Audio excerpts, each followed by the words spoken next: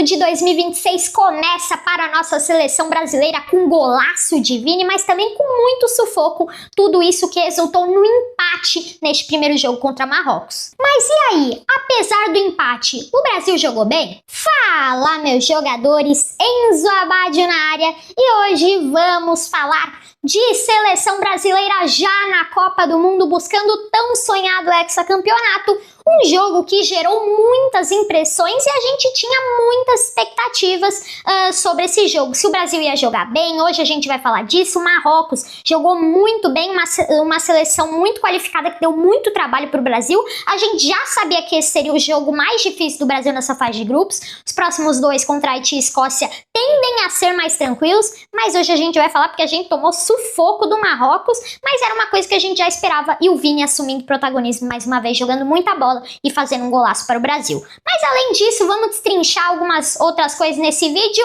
mas antes disso, já deixa o like, se inscreve, ativa o sininho e compartilha com todos os amigos da família para fortalecer o canal, porque começou essa Copa do Mundo e aqui você não vai perder nada do que vai acontecer nos principais jogos dessa Copa do Mundo de 2026, e o Brasil buscando o tão sonhado hexacampeonato. Hoje estamos até em estúdio novo, aqui tudo com carinho para vocês, para trazer a análise completa desses jogos da Copa. Então bora começar pelo jogo do Brasil. A gente tinha a expectativa de que o Brasil começasse nessa linha de defesa com a volta de Marquinhos e Gabriel Magalhães, só que nas laterais, zagueiros laterais mais experientes que o Ancelotti gosta, mas a torcida não muito, que é o Danilo Alexandre, mas não foi bem assim. Douglas Santos começa e Banhas também na lateral direita.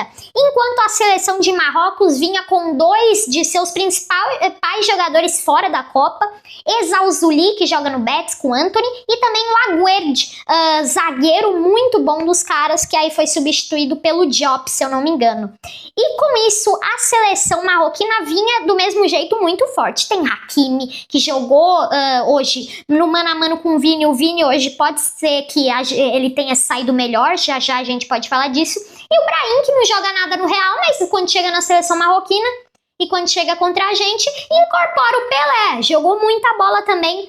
O Brahim, e outro cara que jogou muita bola foi o meia dos caras, que eu acho que ele é um menino ali, tem 19, 20 anos, se eu não me engano, que vai ser muito valorizado nessa Copa, tá jogando muita bola, um jogo ali de veterano pra ele.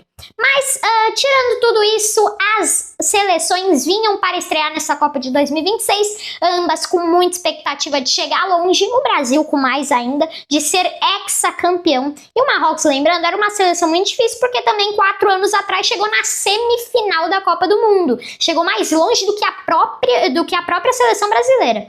Então já tendia a ser um jogo muito difícil, e foi o que a gente esperava. Nos primeiros 15 minutos ali, mais ou menos, só dava Marrocos. O Brasil queimando a bola no pé, parecia que o Brasil tava jogando batata quente, porque toda vez que pegava a bola, principalmente o Paquetá e o Rafinha, toda vez que pegava a bola, se livravam assim, só que muito mal da bola, e aí entregavam a paçoca, o Brahim jogando muito bem.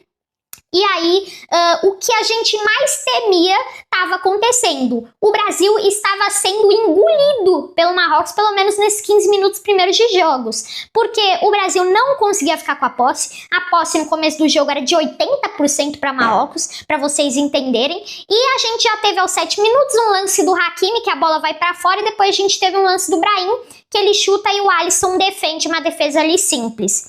E depois disso, o Brasil só chega pela primeira vez dando perigo para o gol adversário aos 14 minutos, o que mostra o controle de jogo de Marrocos, e numa jogada do Vini, uma bela jogada do Vini levando para a linha de fundo contra o Hakimi, mas aí o Igor Thiago furou na hora da cabeçada. O Igor Thiago, que é um atacante muito alto, mas na bola aérea não vai muito bem, pelo menos nas últimas atuações que teve ali pelo Brentford, como eu vi. É um cara mais com bola no chão, porque bola aérea não é tão bom assim, por mais pela sua alta estatura, não condiz muito com o que é a habilidade dele na bola aérea. Mas depois disso, a gente tem mais sufoco de Marrocos, chegando mais também, o Hakimi ajudando muito nesse controle de jogo. E o que acontece? O que a gente mais temia, numa bola que o Saibari vai ali correndo entre Marquinhos e Gabriel Magalhães, uma meio que falha de comunicação entre os dois zagueiros, a bola muito bem enfiada do Brahim Dias, numa falha do Paquetá, mais uma vez a bola pegando fogo no pé do Paquetá. Ele meio que se livra da bola todo errado e aí cai nos pés do Brahim. Ele manda uma ótima enfiada pro Saibari e aí o Alisson saindo um pouco mal assim, vamos falar. Mas eu acho que não tinha muito o que fazer, tinha que fechar o ângulo. E aí acontece o que todo atacante faria, principalmente o atacante muito qualificado, que o Bayern de Munique vem buscando, que é o Saibari se apresentando para o mundo, fazendo um belíssimo gol de cobertura só encobrindo o Ederson, quer dizer, o Ederson não, o Alisson na cavadinha, fazendo um golaço para Marrocos e um placar que vinha sendo muito justo pelo controle de Marrocos, jogando muito bem, a seleção brasileira jogando muito mal. Eu acho que eu senti que o Brasil estava um pouco nervoso nesse começo de jogo. E era o que a gente temia e era o que a gente não queria que acontecesse, mas começou assim. Eu acho que só por causa desse começo, eu acho que foi só esse começo que puniu o Brasil. Porque depois disso o Brasil foi jogando um pouco melhor, controlando mais o jogo. No segundo tempo, no finalzinho, também tomou sufoco, mas já a gente chega lá. Então eu acho que esses 15, 20 minutos ruins do Brasil foram que puniram o Brasil nessa partida. Senão eu acho que provavelmente o Brasil poderia ter ganhado essa partida fazendo 1 ou 2-0. Ali essa partida, esses primeiros minutos do Brasil puniram e foram decisivos para a atuação de Marrocos e para a eficiência em gols. Depois disso, parada técnica, o Ancelotti ali, o Neymar também, que hoje estava sendo um auxiliar técnico melhor do que o próprio David Ancelotti, o filho do Ancelotti, para quem não sabe. E com isso, depois dessa parada para hidratação, o Brasil acorda na hora que mais precisa, e o cara que acorda é Vinícius Júnior. Numa bola que ele consegue ali levar para a linha de fundo, ele toca pro Bruno Guimarães toca estranho ali pro Vini, mas o Vini acha uma jogada, um coelho na cartola, tipo aquele gol de FIFA mesmo, ele só corta pro lado, aí ele dá um toquinho a mais e manda essa bola no ângulo, golaço do Vini para a seleção brasileira. E se não tem Neymar, se não tem Rodrigo, se não tem Estevão, protagonista que a gente mais espera, que agora tenha deixado todos esses jogos aí, tudo pra jogar nessa Copa do Mundo, Vinícius Júnior assume o protagonismo, finalmente. É isso que a gente espera, pelo menos nesses 7 jogos. Se depois 7 jogos não jogar nada, tudo bem. O que importa é trazer o Hexa para a seleção brasileira. Por enquanto, ele, um dos melhores jogadores do Brasil em campo. Ele mais confiante. Eu acho que o jogo contra o Panamá ajudou muito isso. E ele faz um golaço hoje. Quero saber a opinião de vocês aqui nos comentários. Eu acho que, por ter sido mais decisivo, eu acho que esse gol de agora foi mais bonito. Pela situação que o Brasil vivia no jogo. Depois disso, gente, depois do golaço do Brasil, um foguete de Vinícius Júnior, lá onde a coruja dorme, aos 37 minutos e aos 43 minutos, o Marrocos também controlando mais a posse de bola, o Brasil jogando um pouco melhor defensivamente também, mas o que eu não gostei desse primeiro tempo é que o Brasil deu muito espaço para Marrocos, principalmente do lado direito. O Douglas Santos, ele não jogou mal hoje, mas eu acho que foi uma partida ok ali. Que é o que é costumeiro do Douglas Santos. Porque o Douglas Santos, como a gente conhece, é um cara que não é gênio, mas também não é um cara que erra muito. Hoje eu não vi ele errando em nenhum momento. Só que eu acho que faltou ali uma cobertura pro Douglas Santos. E por quê? Porque o Vini não volta para marcar. Eu acho que o Vini hoje foi melhorando assim no aspecto intensidade, se doando para a seleção brasileira, mas ainda tem que ir um pouco mais para trás, porque por mais que essa bola não chegue no contra-ataque, ele não pode ficar ali plantado que nem um cacto e ficar lá esperando a bola chegar. Ele também tem que procurar jogo. E foi o que ele fez hoje, tá melhorando o Vini nesse aspecto, mas ainda tem muito o que melhorar a seleção brasileira, é claro. Cartão amarelo aos 37 para o Ibanez e aos 43 para o Casemiro. Depois disso, a gente teve um lençolzinho do Paquetá muito lindo ali aos 45 mais 2 e na mesma jogada ele toca a bola. Eu não sei quem que enfia essa bola ali por cima para ele, só sei que ele quase incorporou o Richarlison na última Copa do Mundo na estreia, mandou um voleiaço lindo e o Bono foi obrigado a fazer uma bela defesa para o Marrocos. Se fosse o Milinkovic-Savic, o goleiro da Sérvia, na Copa passada, teria tomado outro golaço, mas não era ele, infelizmente, era o Bono, um dos melhores goleiros ali do futebol árabe. Mostra por que ele tem esse chamado, por que ele chamam ele assim, jogou muita bola hoje também, o Bono. No intervalo, a gente tem depois a entrada do Danilo e do Fabinho. Fabinho entrando no lugar do Casemiro, porque o Casemiro sentiu ali um desconforto físico, provavelmente na coxa, e é preocupante pro Brasil. É preocupante. Só não é tanto porque o substituto dele, Fabinho, é muito bom. É muito bom. E se tinha gente na convocação, quando saiu a convocação, Fabinho tá jogando lá na Arábia. Mas vocês têm que lembrar quem é Fabinho, né? Quando tava no Liverpool, quando tinha maiores holofotes. É muito bom esse Fabinho. É muito bom. E eu fui um dos poucos caras que defendeu a convocação do Fabinho. Porque muitos criticaram. Fabinho tá velho, tá lá na Arábia, tudo mais, mas tá jogando muita bola. Isso é importante. Eu acho que do mesmo jeito é muito preocupante a lesão do Casemiro, mas pelo menos a gente tem um ótimo substituto que é o Fabinho. Então também a gente teve a entrada do Danilo, que tinha aquele aspecto lá de liderança, mas sim o Ancelotti vai pôr ele para jogo e pôs hoje no lugar do Ibañez. Eu acho que o Ibañez foi pelo cartão amarelo, estava amarelado e ainda tinha que enfrentar o El Kanouche. Muito liso o El Kanouche, gostei dele, teria sido até o Exausuli ali. E aí, dificilmente o Ibañez ia aguentar ali. Mas eu não vou duvidar muito do Ibañez, porque quando ele joga pela seleção, ele joga muito bem. Mas, indo para o segundo tempo, gente, um primeiro tempo que, resumidamente, foi muito difícil para o Brasil nos primeiros 15 minutos. Controle total de Marrocos, indo para cima, sufoco. Umas duas jogadas que parecia que a bola ia entrar e não entrava de jeito nenhum para Marrocos. Depois eles fizeram o gol, depois de chances de ambos até, só que só uma chance do Brasil. Depois eles fizeram o gol aos 21 minutos, um belíssimo gol com o Saibari. E aos 32 minutos, o Vini assumindo o protagonismo, fazendo um golaço para o Brasil nessa Copa do Mundo. É esse Vini que a gente espera, principalmente nos momentos que mais precisa, que é no maior torneio de seleções do mundo, que é a Copa do Mundo. O mais importante, e também o Paquetá fazendo uma péssima partida. E se teve jogadores que jogaram bem nesse primeiro tempo, como o Vini, gostei da atuação do Gabriel Magalhães e do Marquinhos também, trouxeram muita segurança, mas um cara que jogou muito mal é o Paquetá. Paquetá, como eu falei durante o primeiro tempo todo, ele queimava a bola no pé dele, parecia que ele estava jogando batata quente. E ele e o Rafinha também. O Rafinha fazendo uma partida decepcionante. E também nas horas que poderia ter chutado, ele quis tocar. Então, decepcionante a atuação do Rafinha. Do Paquetá, mais ainda, pior da partida, Paquetá. A gente ainda ficou com uma dúvida. Quem foi o melhor da partida? Eu não sei o melhor, mas o pior tem nome. Lucas Paquetá, Lucas Paquebete. Porque, pelo amor de Deus.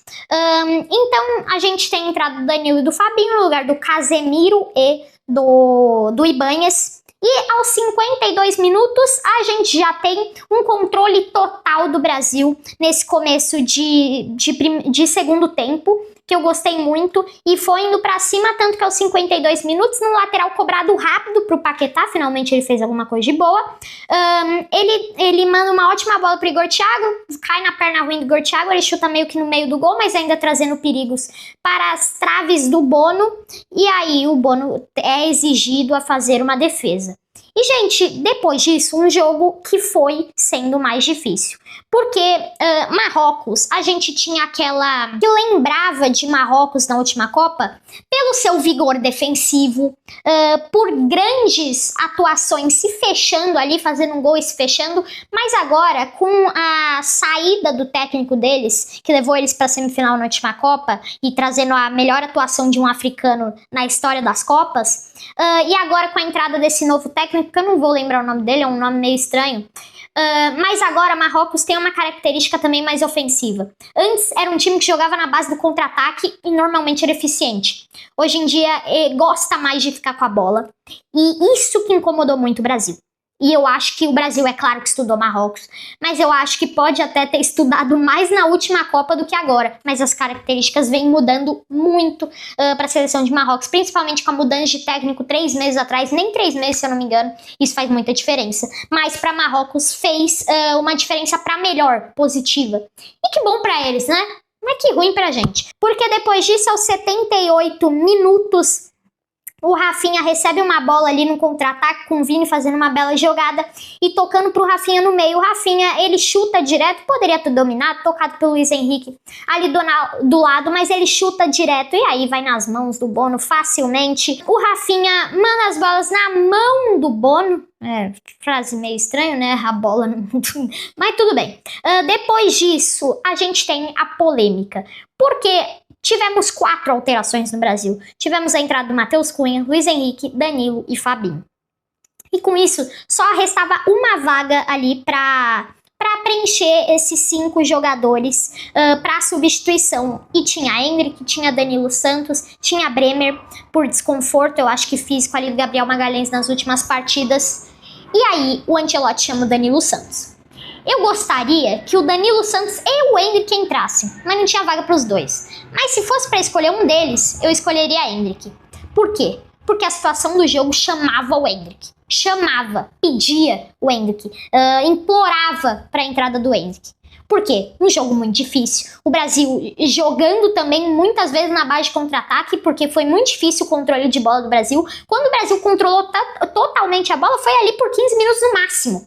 Eu não lembro nem se foi no primeiro ou no segundo tempo, eu acho que foi no segundo, porque jogou muito melhor no segundo que no primeiro. Então, um jogo muito difícil, com mais controle de Marrocos, errando pouco os marroquinos. E com isso, lances que eu tenho certeza que o Endrick poderia ter chegado ali, bola cruzada. Eu lembro do Luiz Henrique e o Rafinha não conseguiu chegar. Se fosse o Endrick, é um cara iluminado, é um cara mais de área, é um cara que do mesmo jeito busca jogo também muito rápido, forte, de explosão. Era um cara que as características dele e a situação de jogo, por ele ser muito iluminado, esse garoto, tem muita estrela ele, principalmente nos momentos mais decisivos. Pedia muito a partida pedia muito o Endrick. E o Ancelotti meio que não se rendeu ao Endrick ainda. Mas é claro que a gente fica triste, mas não é só o Endrick que, é claro, ia mudar o jogo. Mas também a gente tinha essa expectativa pela forma que ele é iluminado em momento grande. Mas depois disso, a gente já sabia um pouco mais sufoco no finalzinho. O juiz deu 10 de acréscimo. Mas antes dos acréscimos, a gente teve o Danilo Santos chutando uma bola nas mãos do Bono. Se fosse o Endrick, teria metido a bola no ângulo, teria feito o gol da vitória, mas tudo bem, né? Ancelotti não colocou o Endrick. Depois disso, o Alisson foi obrigado no último lance ali a fazer uma defesa bem difícil, numa bola que faz a curva ali, depois em 2 tempos ele defende no sufoco. Acaba o jogo. Muita posse de bola do Marrocos, o Vini assumindo protagonismo, mas o Brasil, respondendo a pergunta do começo do vídeo, jogou bem hoje. Eu acho que em aspectos defensivos o Brasil deixou muito a desejar no primeiro tempo. O que tem que melhorar? O Brasil tá dando muito espaço para Marrocos. O Brasil, não só para Marrocos, mas foi contra o Panamá também, contra o Egito, tá dando muito espaço. Quando os caras saem jogando, tem muito espaço. Quando a gente vai sair jogando, não tem nada de espaço. Então isso tem que melhorar muito, a gente tem que fazer a mesma forma para eles se abrirem um pouco mais e, consequentemente, a gente ter mais espaço quando for atacar e eles terem menos quando forem atacar. Então, o Brasil tem que melhorar isso. Eu acho que eu não gostei do Paquetá. No lugar do Paquetá, entra o Danilo Santos. E no lugar do Igor Thiago, que não fez uma boa partida hoje, de jeito nenhum, coloca ou o Matheus Cunha ou o Endrick. Mas, gente, essa foi a partida. O Brasil começa na Copa do Mundo de uma forma meio estranha, né? O empate, mas com notícias boas, como o protagonismo do Vini. O bom jogo do Fabinho também entrando e também do Gabriel Magalhães e o Marquinhos, que a gente já esperava. O Douglas Santos também gostei da partida dele. Mas hoje, boas notícias e más para o Brasil. Tem muito ainda o que melhorar, principalmente, e isso é culpa de todo o ciclo, Edinaldo Rodrigues, de tudo que aconteceu. É claro que é um ciclo conturbado e a gente não esperava que ia ter um time definido, um plano de jogo definido até a Copa do Mundo. Mas isso tem que acertar agora em os 7, 8 jogos, porque aí, pra gente buscar o tão sonhado hexacampeonato. Em Estúdio Novo, eu termino a análise de hoje da Seleção Brasileira, um jogo, uma estreia que tinha muita expectativa. Mas, gente, se vocês gostaram do vídeo, já deixa o like, se inscreve, ativa o sininho, compartilha com todos os seus amigos, sua família, porque aqui vocês vão ficar por dentro de tudo que vai acontecer nessa Copa. A gente tem na próxima sexta o jogo do Brasil contra o Haiti, mas antes disso vai ter vários outros jogos. Amanhã mesmo tem Holanda contra Japão. Só jogaço nessa Copa do Mundo que a gente mais esperava chegou. Então é isso, vou ficando por aqui. Fui! E vai Brasil!